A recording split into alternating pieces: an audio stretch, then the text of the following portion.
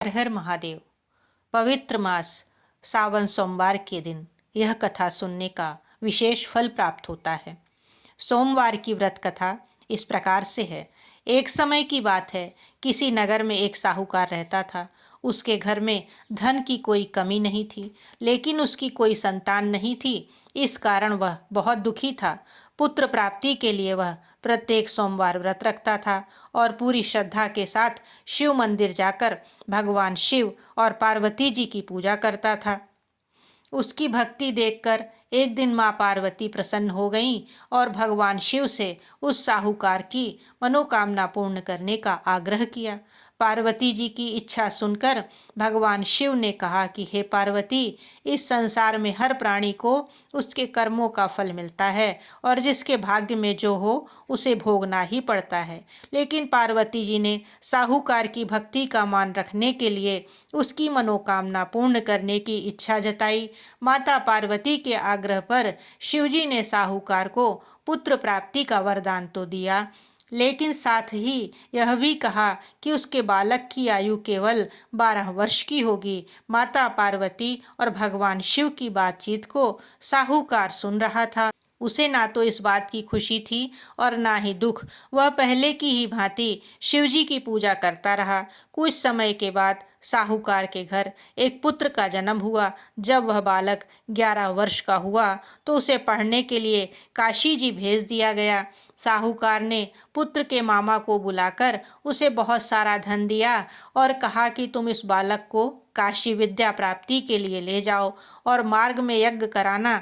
जहाँ भी यज्ञ कराओ वहाँ ब्राह्मणों को भोजन कराते और दक्षिणा देते हुए जाना। दोनों मामा भांजे इसी तरह यज्ञ कराते और ब्राह्मणों को दान दक्षिणा देते काशी की ओर चल पड़े। रात में एक नगर पड़ा जहाँ नगर के राजा की कन्या का विवाह था, लेकिन जिस राजकुमार से उसका विवाह होने वाला था वह एक आंख से काना था। राजकुमार के पिता ने अपने पुत्र के काना होने की बात को छुपाने के लिए एक चाल सोची। साहूकार के पुत्र को देखकर उसके मन में एक विचार आया। उसने सोचा, क्यों न इस लड़के को दूल्हा बनाकर राजकुमारी से विवाह करा दूं। विवाह के बाद इसको धन देकर विदा कर दूंगा और राजकुमारी को अपने नगर ले जाऊंगा। लड़के को दूल्हे के वस्त्र पहनाकर राजकुमारी से विवाह कर दिया गया। लेकिन साहूकार का पुत्र ईमानदार था। उसे यह बात न्याय संगत नहीं लगी। उसने अवसर पाकर राजकुमारी की चुन्नी के पल्ले पर लिखा कि तुम्हारा विवाह तो मेरे साथ हुआ है, लेकिन जिस राजकुमार के संग तुम्हें भेजा जाएगा वह एक आंख से काना है। मैं तो काशी जी पढ़ने जा रहा हूँ। जब राजकुमारी ने चुन्नी पर लिखी बातें पढ़ी तो उसने अपने माता पिता को यह बात बताई। राजा ने अपनी पुत्री को विदा नहीं किया, जिससे बारात वापस चली गई। दूसरी ओर साहूकार का लड़का और उसका मामा काशी पहुंचे और वहां जाकर उन्होंने यज्ञ किया। जिस दिन लड़की की आयु 12 साल की हुई उसी दिन यज्ञ रखा गया। लड़के ने अपने मामा से कहा कि मेरी तबीयत कुछ ठीक नहीं है। मामा ने कहा कि तुम अंदर जाकर सो जाओ। शिवजी के वरदान अनुसार कुछ देर बाद उस बालक के प्राण निकल गए। मृत भांजे को देखकर उसके मामा ने विलाप करना शुरू कर दिया। संयोगवश उसी समय शिवजी और माता पार्वती उधर से जा रहे थे। पार्वती ने भगवान से कहा, स्वामी, मुझे इसके रोने का स्वर सहन नहीं हो रहा। आप इस व्यक्ति के कष्ट को अवश्य दूर करें।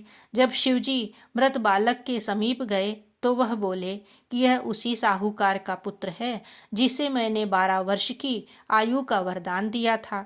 अब इसकी आयु पूरी हो चुकी है।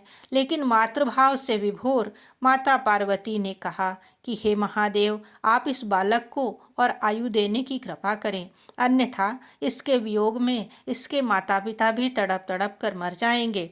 माता पार्वती के आग्रह पर भगवान शिव ने उस लड़के को जीवित होने का वरदान दिया। शिवजी की कृपा से वह लड़का जीवित हो गया। शिक्षा समाप्त करके लड़का मामा के साथ अपने नगर की ओर चल दिया। दोनों चलते हुए उसी नगर में पहुँचे जहाँ उसका विवाह हुआ था। उस नगर में भी उन्होंने यज्ञ का आयोजन किया। उस लड़के के ससुर ने उसे पहचान लिया और महल में ले जाकर उसकी खातिरदारी की और अपनी पुत्री को विदा किया। इधर साहूकार और उसकी पत्नी भूखे प्यासे रहकर बेटे की प्रतीक्षा कर रहे थे। उन्होंने प्रण कर रखा था कि यदि उन्हें अपने बेटे की मृत्यु का समाचार मिला तो वह भी प्राण त्याग देंगे, परंतु अपने बेटे के जीवित होने का समाचार पाकर वह बेहद प्रसन्न हुए। उसी रात भगवान शिव ने व्यापारी के स्वप्न में आकर कहा कि हे श्रेष्ठी, मैंने तेरे सोमवार के व्रत करने और व्रत कथा सुनने से प्रसन्न होकर तेरे पुत्र को लंबी आयु प्रदान की है। इसी प्रकार जो कोई सोमवार व्रत करता है या कथा सुनता है और पढ़ता है, उसके सभी दुख दूर होते हैं और समस्त मनोकामनाएं पूर्ण होती हैं। ओम नमः शिवाय।